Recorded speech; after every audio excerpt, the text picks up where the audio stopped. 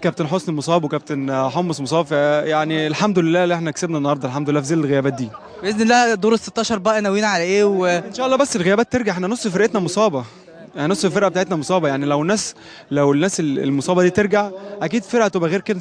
هستغل الفرحه دي بقى ونقول ونكلمك في موضوع التجديد، هتعمل ايه مع النادي الاسماعيلي؟ والله هو لسه الموضوع ما اتحسمش، يعني لسه ما جددتش مع النادي، بس ان شاء الله خير، يعني ان شاء الله في الايام الجايه باذن الله. الحمد لله طبعا، مبروك للنتيجه ومبروك لجمهور النادي الاسماعيلي، والحمد لله على الاداء والنتيجه، وقبل الماتشات الجايه ان شاء الله. النهارده شايفينك رجعت الرقم 10 تاني.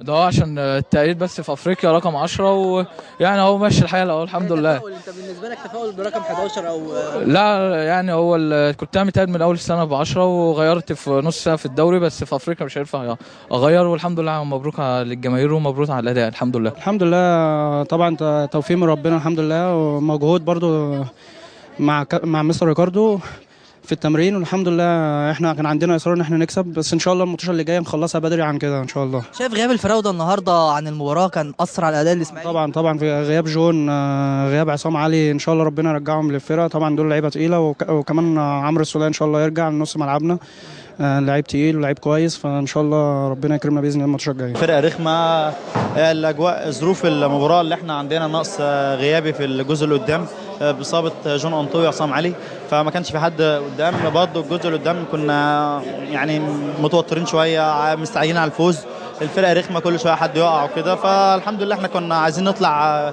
بالماتش بفوز، مش مشكله الاداء ولا مشكله اي حاجه، اهم حاجه نطلع بالفوز بس ان شاء الله. مش الاداء بتاعنا، مش اللعب بتاعنا، بس هو ده الادوار ديت بتبقى محتاجه ان انت تلعب بجديه اكتر، بتبقى بتلعب بحرص، بتبقى بتخوف، فبتلعبش كل ما عندك. الحمد لله على المكسب النهارده، وان شاء الله باذن الله الاداء هيجي باذن الله الجاي. احنا بنشوف يعني عكس كده معانا بره، يعني احنا الحكم الجزائري كان ما حد فينا بيقع بيطلعه، هو اللي بيشيله ويطلعه، النهارده شفت تضييع الوقت وحاجه غريبه جدا، والحكم يعني انذارين ما فيهمش اي حاجه بصراحه. طبعا انا بشكر الكابتن محمد صبحي والكابتن سعفان المدرب بتاعي.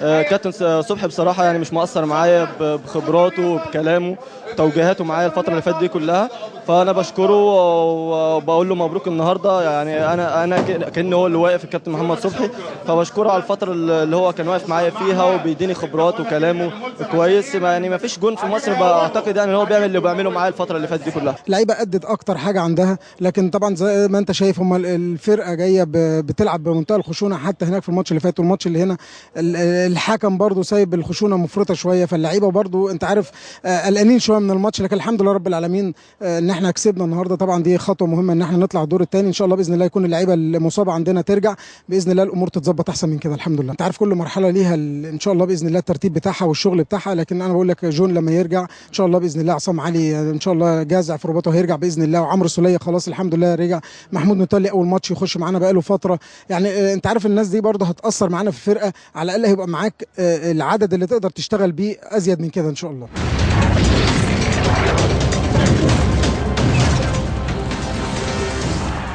الاسماعيلي ان شاء الله مع بيترو اتلتيكو في الكونفدراليه دور